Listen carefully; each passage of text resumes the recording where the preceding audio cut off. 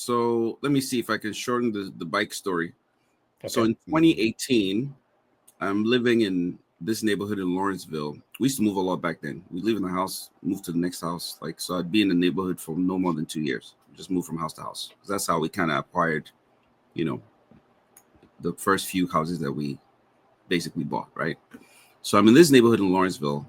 Why is that relevant? I'll tell you why that's relevant. So I meet this. I meet this. There's a neighbor of mine I don't really talk to. I see him every now and again, just say hi or whatever. He cycles around. I've seen him on his bike 1 or 2 times. He has one of those just really sleek, sporty looking bike. That's what I thought at the time. And so one time I go get a. I'm thinking to myself, man, there's got to be something that I can do for exercise, right? Because I don't want to lift weights because every time I go to lift weights, I bulk up and I bulk up like around the shoulders, my arms, and like my upper body. I'm not very tall and I hate that look. But personally, I don't like that stocky, thick, type of look. So I was like, there has to be something else I can do to work out that won't allow me to build muscle that quickly and would allow me to lose weight. So I'm looking for ideas. And then we go on vacation. We went to Florida. I went with the girls, my wife and my daughters, and they happened to have bicycles. So I rode a bike there, and I just really enjoyed the feeling because we rode bikes like all day long. We went all over Destin, Florida, just cycling, right? And we got back, and I felt really good. I felt energized. I felt like, okay, that was a great workout, but at the same time, I wasn't exhausted. So I was like, let me buy a bike when I get back home. So I buy a bike, and I'm riding around, and I see Hasib. This is my neighbor that I'm talking about, who has this really fancy bike. And so he calls me, and he's like, oh, yeah, let's go ride at Stone Mountain on the weekend together. And I'm like, yeah, sure. I didn't know he was setting me up. So he takes his carbon bike and I take my mountain bike from Walmart. I think I bought it from Walmart. Cute little $200 bike. And I go ride with him. And I mean, the rest of the story. I learned my lesson that day because I almost died. And then he took me to the bike shop and I bought my first bike, which is still the same one that I have right now. I bought a Trekkie Monda SLR 7, is it? And I started riding with him. And even though I'd moved away from that neighborhood, Hasib and I still ride together. Oh, Till now. nice. Yeah. Wow. And this was like, what was that? 2018. Yeah. So we still ride together. We joined a couple cycling clubs together. Every now and again, he wants to encourage me. He'll buy some gear. I'll buy some gear as well. We exchange. I send him bibs. He sends me bibs. So we have we built a Nice. really great friendship off of cycling. So cycling um, saved my life as well. The blood sugar was going high. Cycling kind of corrected that. Mm.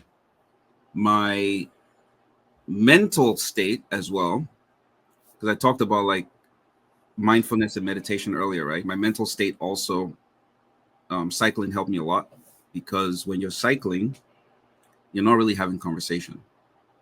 So you get to be on a Mm. bicycle sometimes 3-4 hours, sometimes all by Yeah. yourself.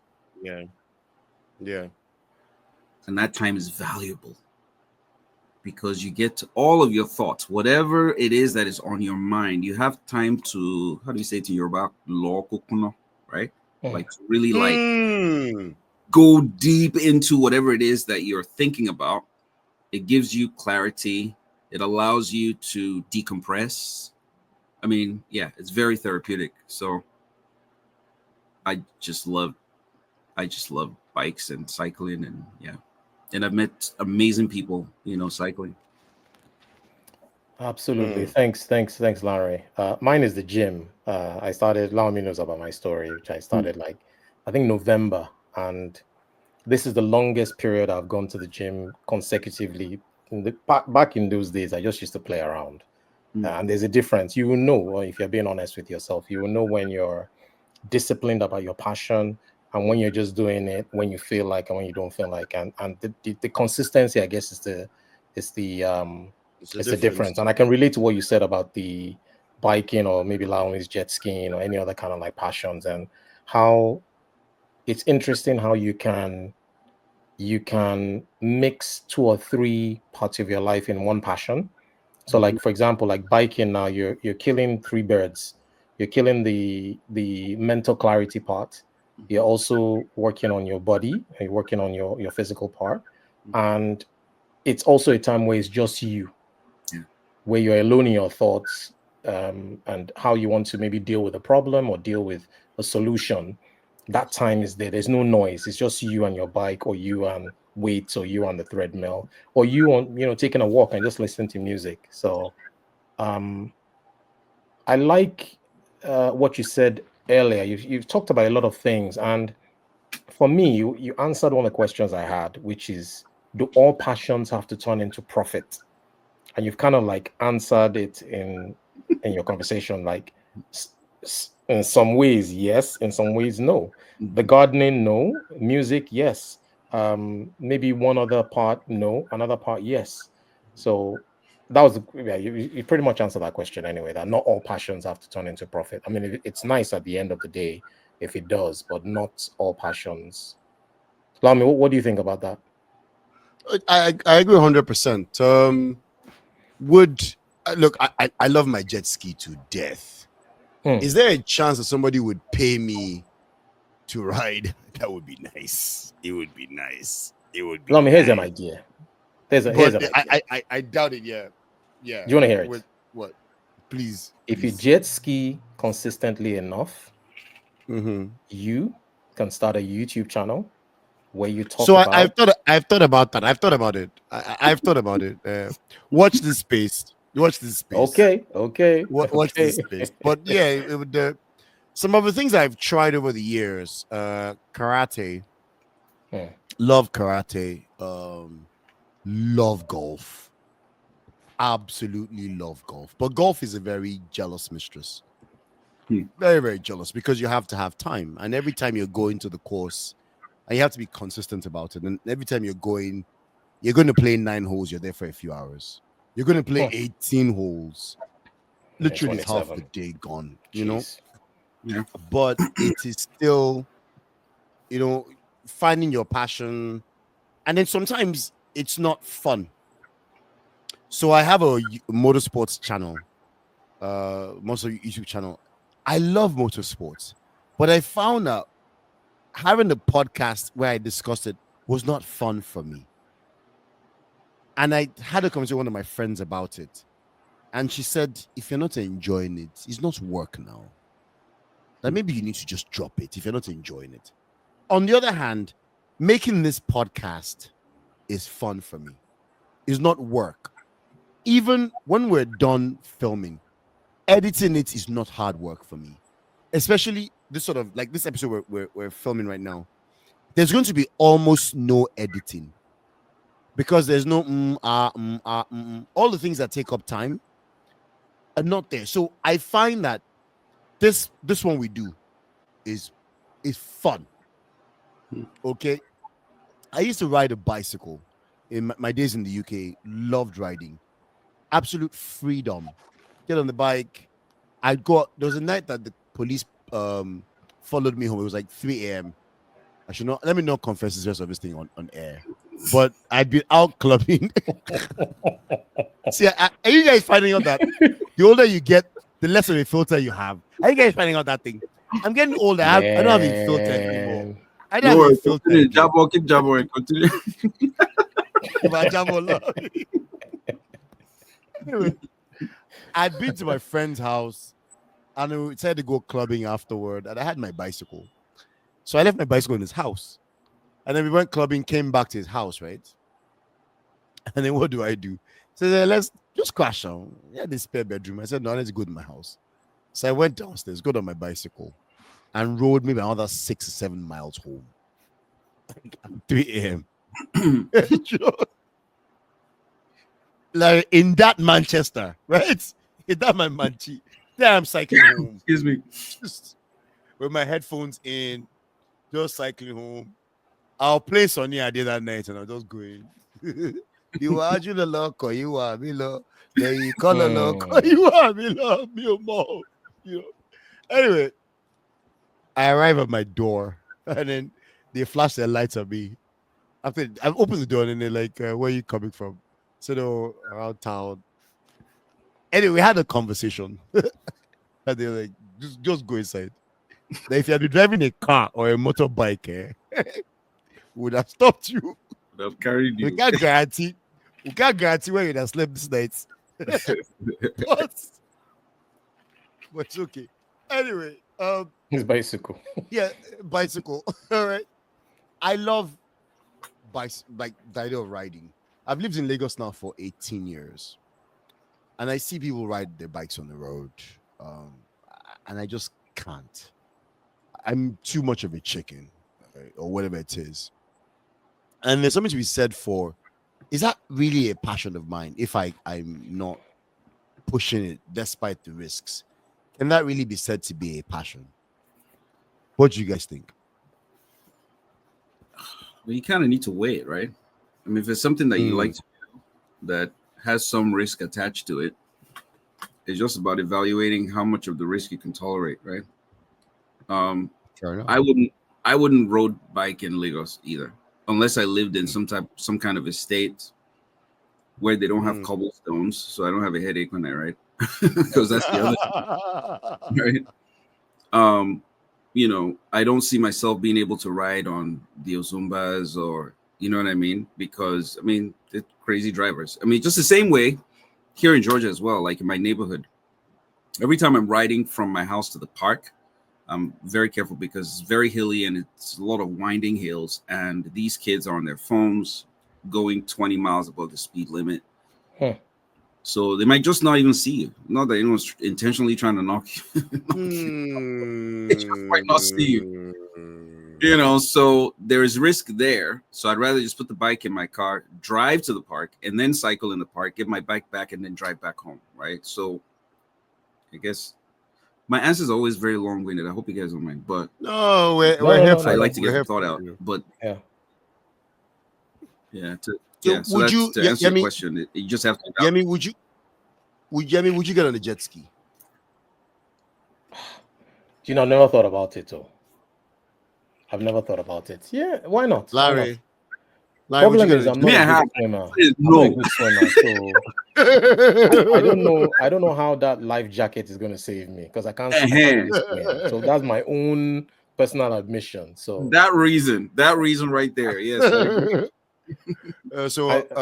Allow me saying that. Don't worry, you'll be okay. I don't think that's going to be sufficient in the middle of the Atlantic.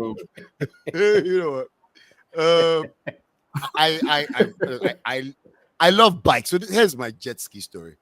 I love power bikes. I love bikes. Yeah. But in my prenup, my marital contract is very clear. My wife is very adamant. You will never, ever, ever, ever ride a bike. It's one of the things that I don't bother complaining about it. Last night we were out with her cousins, and one of her cousins came and just bought this new bike, and I was drooling. So I said, she said, I love this bike. I said, so I can have one. She goes, lie. But the jet ski story was, I can't remember where I was on holiday, and I think it was Beirut or someplace. Anyway, jet skis for rent. I didn't tell my friends that I didn't know how to ride, or I didn't know how to swim. Anyway, get on jet ski road. Came back to Lagos. One of my friends was having his birthday, and he hired a couple of jet skis. And up to that point, I had seen boys riding in Lagos, never really thought about it. So got these low-power jet skis, and we rode on the creek between Lekki and Ikoyi, just rode around. And I started hunt. I was hooked. Like, up to that point, I had thought jet skiing was something I did when I was on holiday. But this is now me in Lagos on the creek. The waves are not crazy. It was nice. You know, I did the usual geek thing. I watched a few videos on what to do if you fall in, how to ride the ski and do all that wahala. And I had fun. I still have pictures from that first ride in Lagos. The grin on my face was this wide. Like, it was a wide grin. So I started hunting a jet ski down. Found one. bought it, did not disclose to my wife I had bought a jet ski. Bought it, did not disclose. So bought it, bought the life jacket, bought everything. And then took it for a ride. The first time I rode to Lashe. So I had this egbon of mine. And you know, he was actually the one that encouraged it. Go and buy one. Lami, I'll find you one. So he found me one and said, do you want it? If you don't buy, I quickly went and bought it. On this Sunday morning, we're going to the beach. I'm running late. And my guy we call him the beach master, right? He just wanted to ride. So he said, Lami, I can't wait for you again. I need to go. But come to Lashe now. So I was like, this guy must be crazy. I've never ridden before. This guy wants to make me ride from Lekki to Lashe. I'll pass under that Bonny Camp Bridge with the strong currents. This guy. Anyway, I'm not gonna look. If you know me, you know I never say I can't do it. When you just dare me. So I called him. I said, "Bros, this thing said, are you chicken?" So when he said that phrase, "Are you chicken?" I don't know. Problem what? So anyway, I get on it. You know, get on it, strap in, life jacket, everything, and I move. Anyway, get to Lashe. The grin on my face is this wide, like this wide. I'm so excited. I post pictures and videos on Instagram. Where my wife follows me. Have some explaining to do, mister. Alaye.com. But when you marry an amazing somebody, let's thank God for this amazing woman I married. Anyway, she just absolutely takes it in stride. And then she says, then we got to a point where on a Sunday morning, I'd be sleeping. And she's like, guy, are you not going to the beach today? It became every Sunday, there was a routine. Every Sunday I rode. And she'd say, guy, are you not going to the beach today? And then I'm a bit tired. She goes, why? Do you need money for petrol? Are you Agbala fighting? Because get out of my house. So get out of my house. Just get out of my house. You know? And she encouraged me to ride. And then one day she explained it. She said, look, when you come back, you are alive. There's this joy that's on your face. When you're looking forward to riding, there's where you are when you start packing up your bags, getting Henry to pack your lunch, and you're packing up your things, you know, there's this joy that you get. It's palpable, right? And then when you come back, you're tired, but there's this you're glowing. And I can tell that ride, and she says, I'll never allow you to ride on the road, but the compromise would be you can ride on the water. And I'll say that to people who are afraid of jet skiing, I've fallen into this creek like several times. I've donated a few iPhones to this creek, but every time you fall in, as long as you're wearing a life jacket. So I'm not talking about your passions, right? And staying safe. Find out what your passion is. The guys who ride bicycles on the road, you ride with your helmet and there's something we call ATGAT for people who ride power bikes. ATGAT, all the gear, all the time. So ATTGATT, okay, all the gear, all the time. Your leathers, your airbag, your helmet, your ankle and knee protection, elbow guards, everything you need. On the water, it is your life jacket. Make sure you have a life jacket and that your safety lanyard is tied to your jet ski. All right. Yes, I've fallen in a few times. I'm also me with how I push the envelope. One day I followed Baba Aliko, Mr. Dangote. His boat was steaming past. I wasn't paying attention to what I was doing. I was speeding in the opposite direction. And even at a low speed, he generates what you call a bow wave, right? And it generates a wake. The bow wave is the wave in front of the boat. The water that the boat bow is disturbing. And at the very back of it is what. So I go boom over the wake, right? And I'm launched in the air, like just launched. Land, boom, into the water, and you float. So the gear saves your life, right? They float. You always, no, I won't say more than you float, cha. You float. You come back to surface. You swim to your jet ski, get on it, put your lanyard back in, start the engine. Now, if you're stupid and you don't wear your safety gear, you are a dead man. So I'm going to say this: follow your passions, but follow them safely, regardless what those passions are. And I'm going to talk to. In this series, we're going to have a couple of friends who are geeks talk about comic books.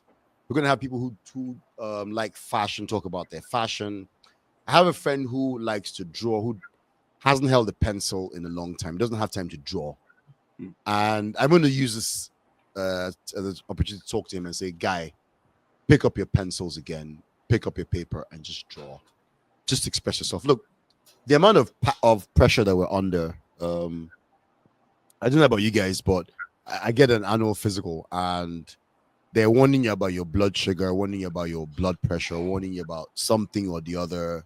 In my family, there's a history of cancer. So I have to, my father and his father died of the same cancer.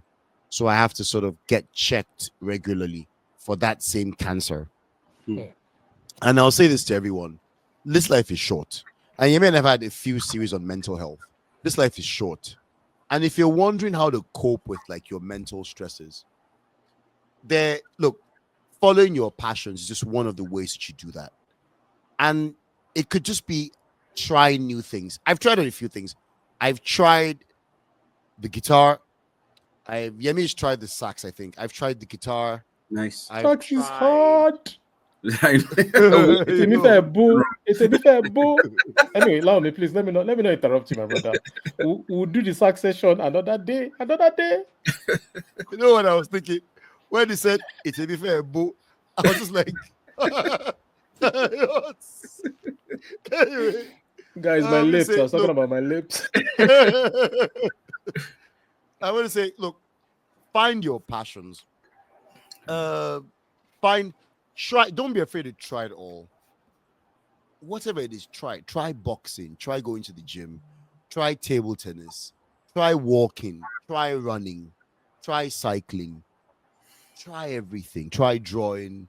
My wife's aunt just finished a nursing course, a mental health nursing course. She's almost 60 years old. She's had a couple of careers already, and she should be retired. And she felt passionate about mental health. And she went back to medical school. She's going to qualify this year. She's going to graduate this year, I think it is. And she's going on to do a master's. Wow. And it tells you that it's never too late to discover what you love and to follow what you love. And it's essential for, Larry said a couple of things about just your mental health. It's essential for just maintaining your equilibrium, maintaining your balance. I call my jet ski my therapist. Okay. And my caption every time I get on is, this is my therapy. It's a hashtag for me. This is my therapy. And please look out for that thing that you enjoy doing that just gives you pleasure. I have a friend that took up acting recently. And, like acting, right? But she becomes somebody else when she acts. And so it's a form of escapism. She escapes her reality. And she just goes into this make-believe world. And she can immerse herself in that character, in whatever character she's playing. And that gives her peace and gives her joy. So I'm going to say, I hate to sound like I'm preaching. Yemi, Larry, thoughts? We're going to wrap this thing up very, very soon. It's been like very long. See, left to me, I'll just continue talking. I feel like we need to sort of reserve something for more. Larry, you're going to be here more and more often. If you don't want to come, I know how to get you. I know how to get you. I'll call my sister. I'll let me just call the violence now. I'll call my sister and say, see that guy, stop cooking for him. Stop cooking for that guy. That one, you can't threaten me with that one. That one, you can't do that one. Brother. Lórí phone, but I'm a button that my tongue to everything. I'm gonna delete go files here.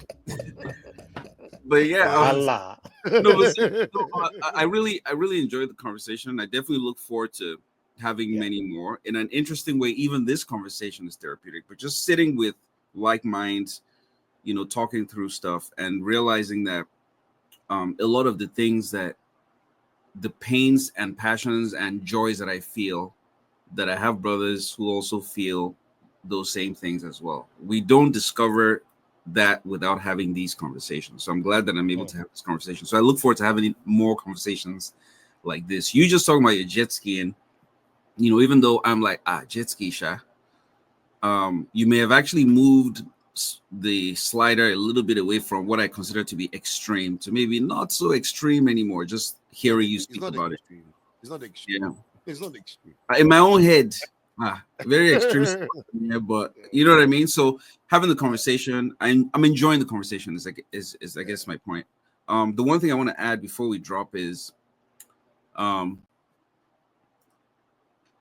when we say find what your passion is, oftentimes people think we're saying find something that you can be good at so you can make money. But that's not what we're saying. Because at least that's not what I'm saying. Right? That's not what I'm saying either. No. Yeah, I'm not saying we're not saying that either. Yeah, I just want to do with money. Everyone.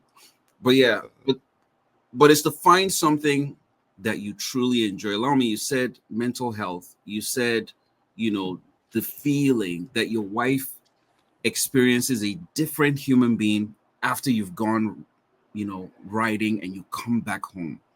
That feeling, that thing that is glowing about you, everyone should be able to experience that.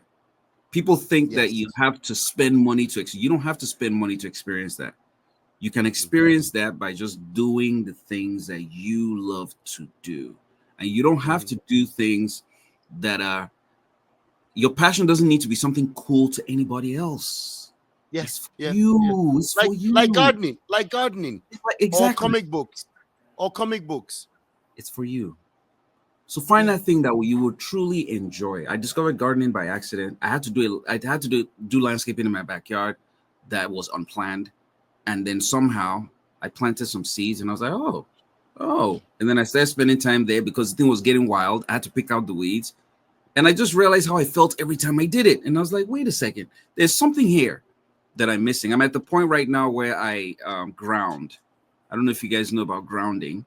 Basically, grounding is when you don't wear any kind of insulation. So you can, you walk barefoot. So I'll walk in the grass, in the soil, and I'll use my hands as opposed to using gloves.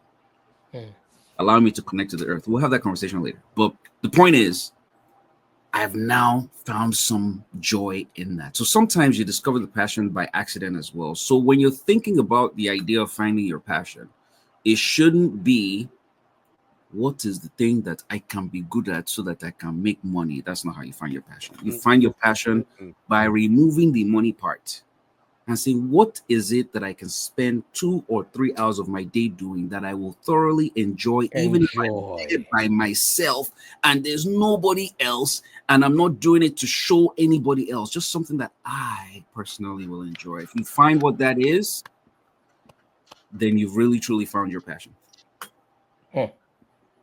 Excellent point, Larry. Olawunmi mentioned me having a YouTube channel, and my brother-in-law, shout out to, has a lot of channels, Spin Clips and other channels. Shout out to him. He said something. He said, Yemi, this journey about to start,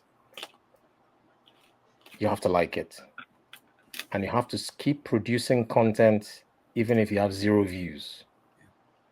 Don't allow the views to impact your productivity, because once it does that, then you're not doing it because you like it. You're doing it because you want an instant reward, and that reward, like you said, takes time. 10,000 hours. Some people said 5,000 hours. It doesn't matter. So if you're allowing that to impact you and you've not gotten to the 10,000 hours, and you're already allowing that to impact your productivity, then you have to question whether you really loved it in the first place. And I always remember that when I'm going through the journey. And he said, remember, it will always be a journey. You may not get to a destination, and that's why it's a passion. That's right. But if you look at the destination from the beginning, then you have to question your motivation for your passion in the first place. I thought I'm always taking it with me every single day. Man. And that's what keeps me going. profound. That's actually a really, really good. That is fantastic advice and a really good way to look at it. Yeah. Is this something you're going to do regardless of anyone giving you applause? Is this something you do and enjoy for yourself by yourself with nobody else in the room? And if the answer is yes, then that's it. Yeah. And I think a couple of things that Larry has said today that's sort of important is you can actually get tired of your passion.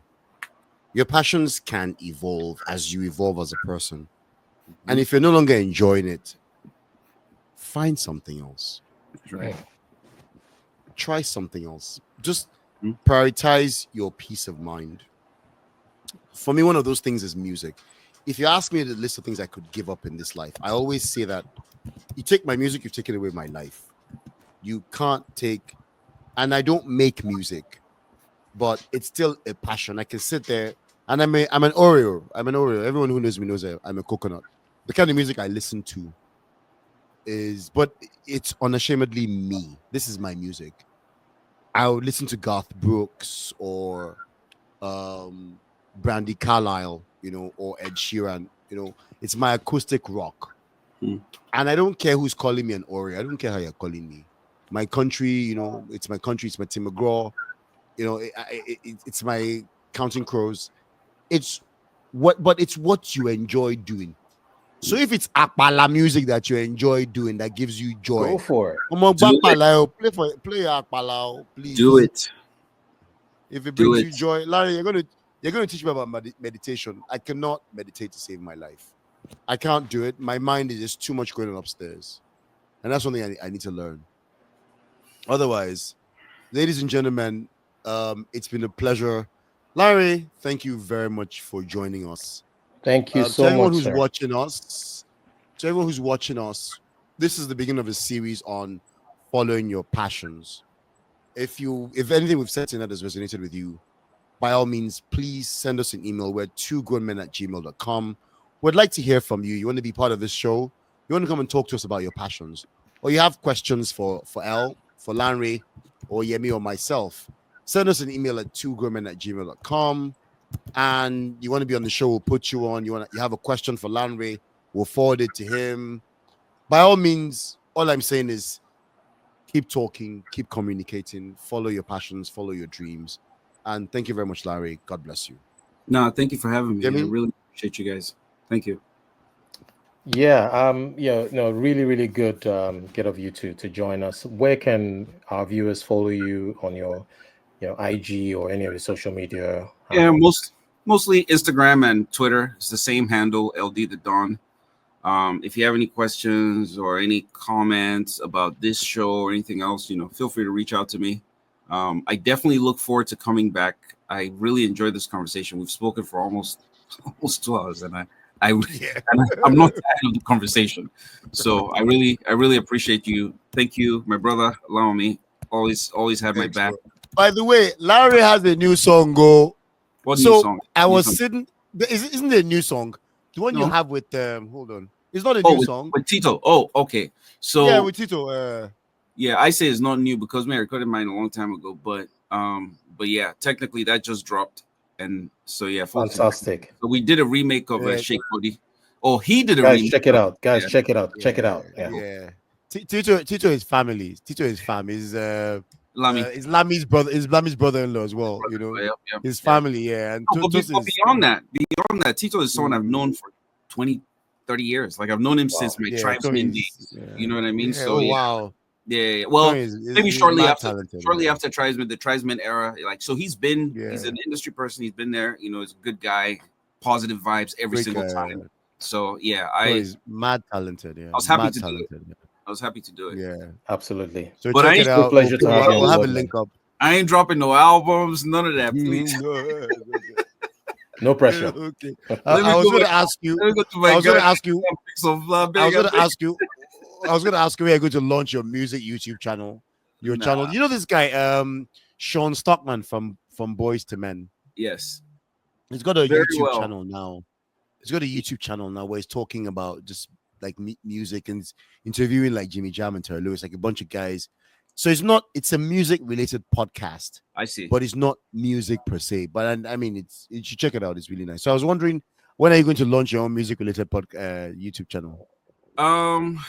Maybe when I have a little bit more time. I definitely will Okay. always be in the creative space. I definitely would want to contribute and share, and you know what I mean? Like that's just my nature. So I feel like I'll get back to it. I started a podcast called Nigerian American, which was a massive hit, in 2017.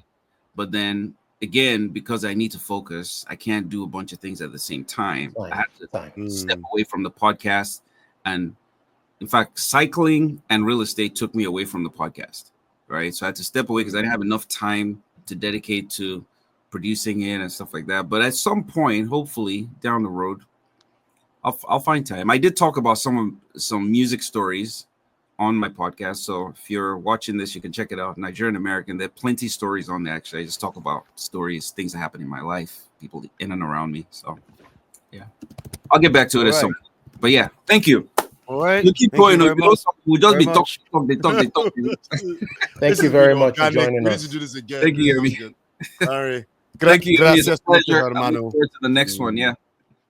Thank you very much. See you in the next Odaro. one. Odaro. Odabo. God bless you all. Odaro. My love to